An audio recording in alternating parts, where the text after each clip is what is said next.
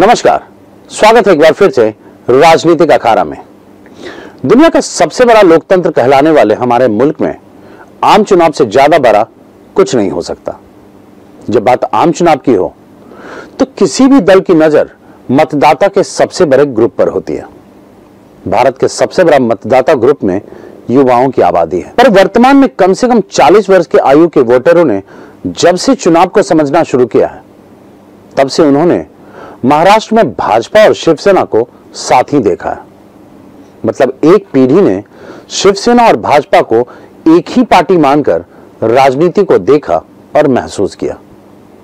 जी हां, यह सच है। भाजपा और शिवसेना देश की राजनीति में 30 सालों से एक साथ हैं। कुछ समय तक इन दोनों के बीच मतभेद देखा गया, लेकिन सैद्धांतिक रूप से दोनों हिंदुत्ववादी के पक्षधर हैं, इसलिए इनके विचार एक से हैं।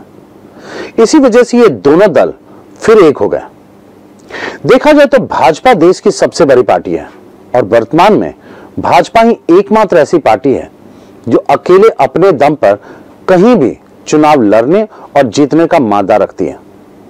पर महाराष्ट्र की राजनीति थोड़ी अलग है। यहां की जनता को भाजपा और शिवसेना में कोई अंतर नहीं दिखता। भले ही दोनों पार्टियां कुछ पल के लिए अलग दिखें, पर शिवसेना के कई नेता ऐसे थे जो भाजपा से किसी भी कीमत पर गठबंधन चाह रहे थे। यही वजह है कि शिवसेना केंद्र और राज्य दोनों में भाजपा के साथ है। पर अब जबकि शिवसेना भाजपा के साथ आ गई है तो भाजपा और जनता दोनों ही बहुत उत्साहित है, क्योंकि महाराष्ट्र में शिवसेना की ताकत का कोई सानी नहीं है। शिवसेना के साथ आने से भाजपा को ऐसा महसूस हो रहा है जैसे पार्टी को राज्य में कोई मजबूत सेनापति मिल गया हो। वैसे शिवसेना कभी भी भाजपा को दिल से जुदा नहीं कर पाई थी। जब भी मोदी सरकार को केंद्र में शिवसेना के सहयोग की आवश्यकता पड़ी, शिवसेना ने लगभग हर समय भाजपा या मोदी का साथ दिया। अगर वर्तमान समय की भी बात करें तो शिवसेना भाजपा के साथ कंधे से कंधा मिलाकर चलने को तैयार है। 6 मार्च को नागपुर में गडकरी के एक जनसभा में कुछ लोगों द्वारा अलग विदर्भ राज्य के समर्थन में नारे लगे थे, जिसके बाद नितिन गडकरी ने नाराजगी भी जताई थी। इसके तुरंत बाद शिवसेना ने आगे बढ़कर मोर्चा संभाला। शिवसेना ने कहा कि सरकार के विभिन्न विकास कार्यों से अब विदर्भ का नजारा बदल गया है, इसलिए इस क्षेत्र को अलग राज्य का दर्जा दिए जाने की कोई आवश्यकता नहीं है।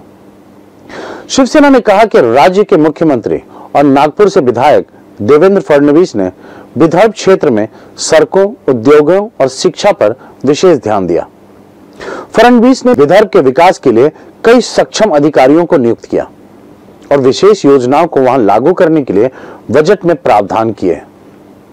आपको बता दें कि नितिन गडकरी ने भी कहा था कि विदर्भ में विकास की गति में तेजी आई है, तो ऐसे में अलग राज्य की मांग करना सही नहीं है। गौर करें तो यह केवल विदर्भ की बात नहीं है, बल्कि शिवसेना ने इस बयान से यह जता दिया कि पार्टी देश और राज्य के विकास के लिए भाजपा के साथ कदम से कदम मिलाकर चलने को तैयार है। अब जबकि लोकसभा चुनाव नजदीक आ गए हैं, ऐसे में भाजपा और शिवसेना के दिलों का मिलना वोटरों के मन में इस गठबंधन के प्रति फिर से विश्वास पैदा करेगा, जो एनसीपी और कांग्रेस के लिए नई मुसीबत बनेगा। और अब कांग्रेस और एनसीपी के लिए महाराष्ट्र में शिवसेना भाजपा के आगे टिक पाना लगभग असंभव हो गया है। अब देखते हैं कि बस कुछ दिनों के बाद होने वाले इस लोकसभा चुनाव में महाराष्ट्र की जनता उद्धव ठाकरे का कितना साथ देती है और शिवसेना को और कितना मजबूत बनाती है। हमारे साथ बने रहने के लिए आपका धन्यवाद। आप हमारे प्रोग्राम्स को YouTube पर भी देख सकते हैं और हमारे ऐप को Google Play Store से डाउनलोड भी कर सकते हैं। Thank you.